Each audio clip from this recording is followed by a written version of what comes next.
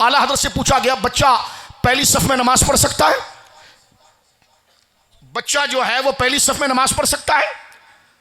तो देखो, सवाल का फुकहा के नज़दीक मतलब यह है कि ऐसी उम्र के जिसमें बंदे को पता अकल कामिल हो जाए। बाज बड़ी उम्र के लोग भी इस हैसियत पर है कि उनको पहली सफ में नहीं खड़ा करना चाहिए। आप सवाल करते हैं कि बच्चे को पहली सफ में खड़ा करना चाहिए। ओ भाई, कई ऐसे उम्र रसीदा हैं जो पहली सफ में खड़े होने के अहल नहीं। क्या मतलब? दाढ़ी सफेद हो गई जनाब, उम्र 50 साल हो गई जनाब, उम्र 40 साल हो गई, हम पहली सफ में। और भाई, पहली सफ में खड़े होने के लिए उम्र नहीं देखी जाती, अकल देखी जाती है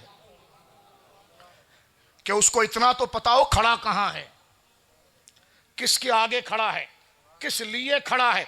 अकल के कामिल होने का मतलब यह है जिसको मदारिज समझ में आए, जिसको अपने मुखातब का दर्जा और हैसियत समझ में आए। बंदा बूढ़ा हो जाए, नमाज में इधर उधर देख रहा हो, उसको उठा के बच्चे की जगह पर ले जाओ। और ऐसा बच्चा जो पीछे सफ में है, जो खुदा के खौफ से सजदे की जगह पर देख रहा है, उसको उठाकर आगे लाओ। इसलिए कि इसमें असलन उम्र नहीं है, इसलिए इसमें असल अक्ल है। जो समझाना चाह रहा हूं, कहते जनाब क्या बूढ़ा ही सफ में खड़ा होगा? कितनी उम्र होनी चाहिए? तो फुकहा के कहने का लुबे लुबाब है, ये पूछो अकल कितनी होनी चाहिए। एक मजनू और पागल अगर वो 100 साल का हो, उसको मस्जिद में छोड़ोगे?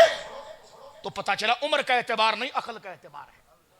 हुजूर ने फरमाया, बच्चों से और पागल से मस्जिद को बचाओ, क्योंकि पागल आएगा मस्जिद में पेशाब कर देगा, पागल आएगा मस्जिद में ऐसी हरकत करेगा।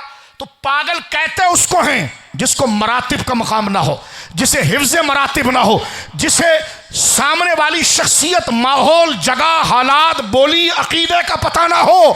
वो उम्र में भी बड़ा हो तो पागल है, और जिसे सब पता हो कि मैं किसको याद कर रहा हूं, किसका जिक्र कर रहा हूं, सहाबा का जिक्र कैसे होता है, अहले बैत का कैसे होता है, औलिया का कैसे होता है, रसूलुल्लाह का कैसे होता है, खुदा का कैसे होता है, बाजार की क्या हैसियत है, मस्जिद की क्या हैसियत है। जिसको ये मरातिब जगह शख्सियत याद आ जाए, वही मर्द कामिल है। फिर उसको मुसल्ले पर भी खड़ा करो और पहली सफ में भी खड़ा करो।